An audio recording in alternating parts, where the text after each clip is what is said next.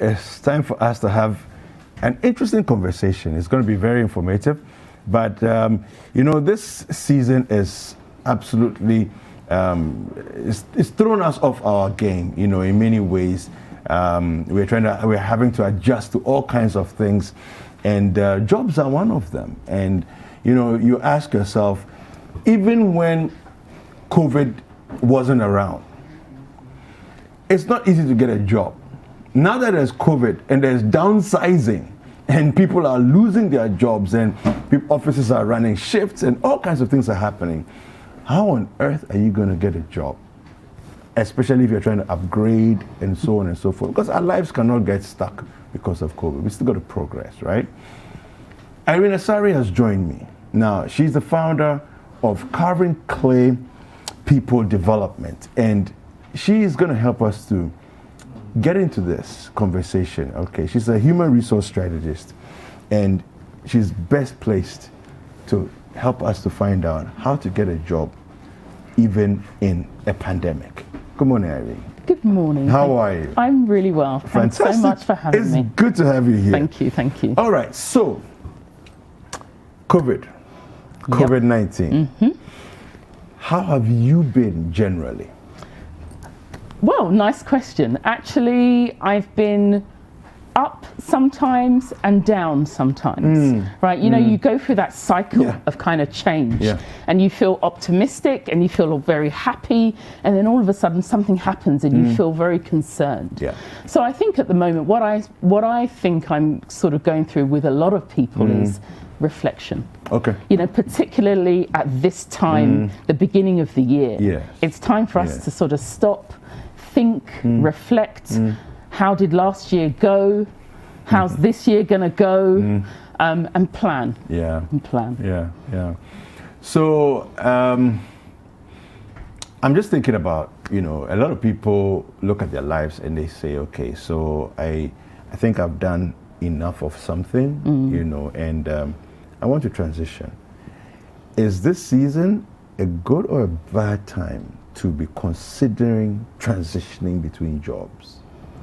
That's a tough question. That's a tough question. I think it depends. Okay. Right? Okay. I think that the good thing about a transition maybe is thinking about some of the industry sectors that are on the rise that we need to think about. Okay. You and I know that technology, digital is definitely on the up. So anything kind of STEM related is a positive way forward. But we also know that we're going to go through some big changes in the healthcare sector. Yes, we definitely Right? are. We're going to have to invest more in that sector, for example.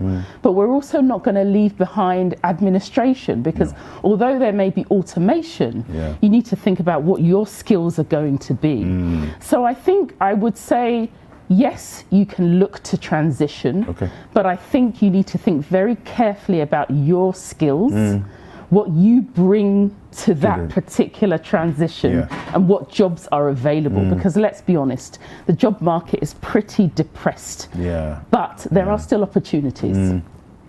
All right, so as a human resource person, what are some of the hard, difficult ways that people have been impacted across board, by the pandemic? I think first of all, you and I are sitting here, we're in masks, we're social distancing. That is our new reality, right? So that has changed forever. For a lot of organizations, for example, remote working and shift working, things that before we used to think, oh, it would be really nice to remote work. All of a sudden, we've been doing it for a year. And some of us are probably a bit tired now and want to go back to the office and meet all our colleagues and friends. So I think that has changed. Shift working has definitely changed as well. And I think that there are other elements to that. There are other stresses that have been placed upon us because of those particular changes. Now, I want you to address the issue of salary cuts. Now, I'm sure in the past, you couldn't just walk into the office and say, okay, guys, look, listen, from next week, you're going to take a pay cut, and hell will not break loose, But now you do it, and it's like nobody even argues with it. It's like, okay, you know what? I'm just thankful that I still have a job, Even if it's half pay, I'll take it like that. From an HR perspective, what are some of the issues that you see with all of this going on? I think that the reason why we're behaving like that as human beings is because we all know and identify with what is going on. And we're all very clear that most of our industries and our sectors are going through some tough times. I think from an HR point of view, what is important is the engagement and the communication. Okay. Because the reality is business owners, business leaders have to make some very tough decisions. And I've spoken to many of them, and actually they wouldn't want to do this. So by pay cutting, for example, may be a way to keep the majority of the people. But what is important is to communicate why.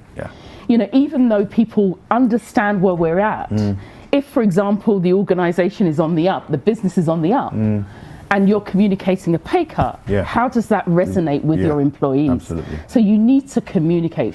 You know, nowadays it's obviously remote, so it's email, it's communication, it's Zoom or whatever. Communicate why you need to do this, and also communicate that when things get better, we might be able to resolve some of those issues, but it may take some time. Be transparent about it. Now, I know that, I mean, you made mention of the fact that we are looking at different jobs being on the up and other jobs not, you know, also going down. Generally speaking, if you look at the job market globally, and then let's come to Ghana, what are some of the should I say tectonic plate shifts, major shifts that probably will not be reversed even after we come back? What do you see? So I think globally, what's interesting is, I mentioned healthcare before. It is the 18th fastest growing sectors going forward, so according to the World Bank. So that's quite interesting and not surprising globally, and obviously it's going to have an impact in Ghana as well. I think the other shifts is definitely e-commerce. Right, so the reality of us going out physically shopping and all of that, we're going to transition much more to kind of going online, and the skills that are required there. As I mentioned before, STEM, you know, anything related to technology, anything related to that advances the future of work and progression is an area that we are going to focus on, and I think that's from a global perspective. So the next question I'm going to ask you is it realistic in 2021 to be looking to get a new job? But before you answer that, we have a couple of questions also from our viewers. Now, if you're watching us and you want to send us any questions at all, I know some of you have already started sending the questions. The number is 0550-585-832. If you happen to be outside Ghana, the country code is +233. Please prefix that number with it. The hashtag is also Breakfast Daily. If you're watching on online platforms, Facebook, YouTube, wherever you're watching, kindly leave a comment on the stream below. All right, so let me just jump quickly before I ask you about the realistic nature of looking for a new job in this year. Here's a question. This is coming from Belle in Kumasi. She's asking, what's the difference between a CV and a resume? I always get confused. That's a very good question, Belle. They are one of the same thing. I guess the Americans and the North Americans call resume, and for the European side, they call it the CV.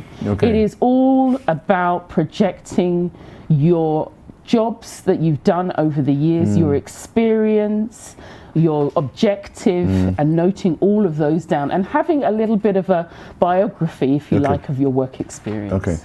Another question here, does the standard CV format have to change because of the times we find ourselves in? I think I would absolutely say that everybody should go back and review their CV. I would actually go further and say, review your CV according to the job that you're applying for. Many make the mistake of the CV, one CV, and they apply to a number of jobs. And it's important that you slightly tailor your CV towards the job. Absolutely. So if you decide that you're going to apply for, say, let's say same position in 5 different companies, you need to consider what kind of company it is, even though it's the same position. Absolutely. And tailor your CV towards them. Absolutely. Okay. Because the reality is, let's take telecommunications company.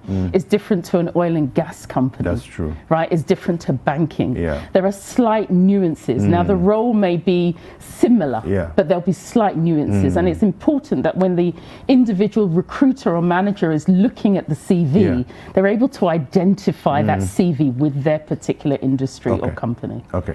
So, is it realistic to look for a new job in 2021? It is realistic. Okay. It is, because the reality is companies still need talented individuals. Okay. Right? But I think it is important to say that the opportunities are slightly limited. Okay. There are always going to be jobs for talented individuals that have very unique skills. Right, that's really where the focus is going to be. And I think it's also important to say, be focused on where you're looking. Don't just do a generic kind of search. Okay. Look at the particular job boards that you're going to. Look at how you're networking, for example. Be very focused on where you're going to look for those opportunities. Okay. So let's bring it home. What are some of the things, the most important things, because I'm sure there's quite a lot, that we should be focusing on when looking for a new job? What you do, most important things you do? Yeah, there are many important factors beyond our CV or resume. Beyond that, and making sure that it's formatted correctly, spell checked, grammar, it appeals, it's not 10 pages, it's concise. Beyond that, I think one area that I would like to touch on is our social media history. You know, there's an interesting story of an individual that's gone on Twitter, they've applied for a role, they've engaged with somebody, they had a rude interaction, that person happened to be the recruiter, I'm sure you've heard, and then they didn't get the job. So are you proud of your digital presence? You know, you could have a wonderful CV, it could say all the wonderful things. Nowadays we can just go online and all of a sudden and check you out. You know, so I think that's the important factor. And then I would just add, be prepared. There are a lot of people out there that apply for jobs, then don't answer their phones. When the call comes in, they're not responsive. And they can't remember what job they actually applied for. So I think it's important to be prepared. Wow. Okay. Now, if your industry of choice, or should I say the area in which you have expertise, things seem to be shutting down, what do you do? Yeah, you absolutely innovate. That is the name of the game, right? Just because innovate or die. Absolutely, absolutely. And the reality is, if you see it coming, don't just let it come and then think, what am I going to do? The reality now is we can have cross-functional skills. We can move from one industry to another. Be prepared to retrain. Be prepared to learn new skills. Be prepared to think about, I was in this sector and industry. This is going to help a different industry. And be prepared for that. Absolutely innovate. Okay, fantastic. Now here's some more questions are coming through. Sure. I am a creative. I'm a visual artist to be precise. Almost nothing is happening for creatives during COVID-19. I have a bachelor's degree in psychology and history. What sort of jobs should I be looking to apply for? Thank you. I think that what I would say in that space, it's interesting, and of course things did slow down, but also there's a bit of a reality. You know, we also need to start to feel good about ourselves and good about our realities. I think that in the market of creatives, it is going to be much more selective. Right? There are still going to be people out there that want the skills that he or that individual demonstrates, right? We know now, even if nothing else, we're in a social media era where people need graphics and things like that. And that skill remains. In fact, it's on the increase. So it's about looking as a creative as to actually this area is on the increase. What can I do? and how can I reinvent myself? With psychology and history, it's about, if nothing else, you can go into kind of administration and, you know, can you be efficient in the administration era, and what else can you bring? So nowadays, it's not just about the core, but what other aspects can you bring to that space? But it's about really look for that individual. They've got to add value, right? So they've got to say, okay, we're creative. Maybe we do painting, or we do art, or we do interior design. There will still be folks out there that will be looking for that skill. Okay, all right. So another question here: is it okay to apply for a job through social media? This is Gerhard from Adenta. Yes, it is. Yes, it is. It is because, for example, Twitter. Right, there are lots of jobs that get posted through Twitter. Okay, you know, it happens. Interesting. But again, what is important? Be professional. Doesn't mean that it's posted on IG so it can be, hey, what's up? Okay. Right. It still needs to be official, absolutely official, absolutely professional. Okay. Absolutely. All right. Fantastic. So, Gerhard, you heard that. The fact that it's social media doesn't mean you're allowed to be tacky or be, you know, casual with whoever it is. Okay. Good morning, Citi TV. Please, on which platform can I post my products for sale? I mean, online selling. Just help with a few ideas. This is Robert in Kokobite. It depends, Any Robert. It really depends what it is. But nowadays, a lot of people are using Instagram, right, as one platform. So again, you know, how do you appear professionally? What are you selling? Is it concise? You know, Instagram, we're using a lot of pictures, for example, and then you need to be clear about if it's a product or service and what's the value that you're giving to the individual. So that's one platform that could be used. Okay. Now there's a question here. This one I'm not sure it's for you, but let me ask it anyway, so that anybody who's out there who can respond on. It's Eric from Medina. Eric is asking the question. Citi, please ask Ghana Armed Forces if they are not taking HND in their officer recruitment. All right. So if there are any officers out there who are linked to the recruiting department of the Ghana Armed Forces, maybe you could kindly drop a message on our Facebook or YouTube pages, even Twitter, to Eric. I was running my own business. I used to import goods and sell them, but now I don't have any money to pre-finance the goods, and people are not buying. I'm considering getting back into the job market. What kind of job should I apply for? This is Desmond in Koforidua. Yeah, and I really do feel for you, Desmond, and understand the challenge that there is there. And I think what he needs to think about is what's his core skills, right? So, for example, did he just go straight into business? So, if nothing else, he could be looking at marketing. He could be looking at sales. He could be looking at retail. That's very much related to his business, because he needs those skills to do that. If, however, he has other skills, maybe creative, scientific, etc., he needs to go back and look at what his core skills are. Skill set, absolutely, and then use that period to kind of get into the workplace, and then when things obviously hopefully increase and improve and turn around, then he can go back to his business. Now, I've been accused of being a bit of an airhead and you know, chasing after the clouds. I have always insisted, you know, as far as I can remember, on sticking with the areas that I was passionate about. Is there anything wrong with that? No, absolutely not. But why do people always, at least in Ghana, I find that people always ask the question, what did you study? And then they always try to link, okay, so if you studied this, what have you done with what you studied? Almost as though there's a school for presidents if you're going to be a president, you know. So nobody ever asked the president, what did you study? What qualified you to become president? But then if you find yourself on TV, they say, did you do journalism? You didn't? Oh, so how are you here? Why are you doing this? You know. So I studied biochemistry, okay. And the question then comes out, what did you do with it? I'm like, I'm on TV. That's what I'm doing with it. I think is brilliant question and analysis, and many of us find ourselves exactly in that situation, because let's be honest with our reality. Not every one of us knew what we actually wanted to do. Yeah.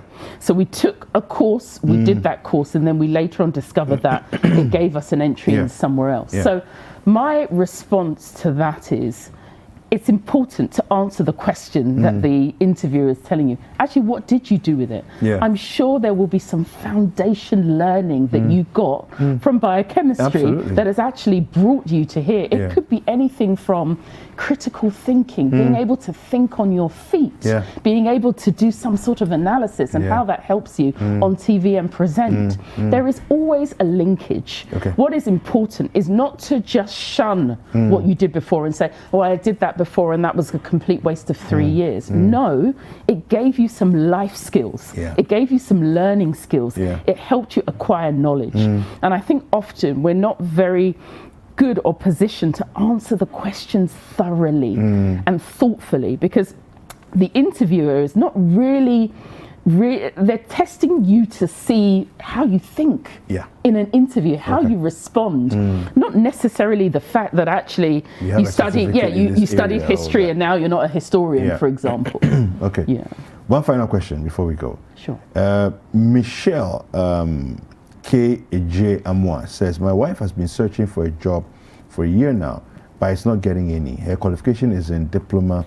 She has a diploma in business management administration.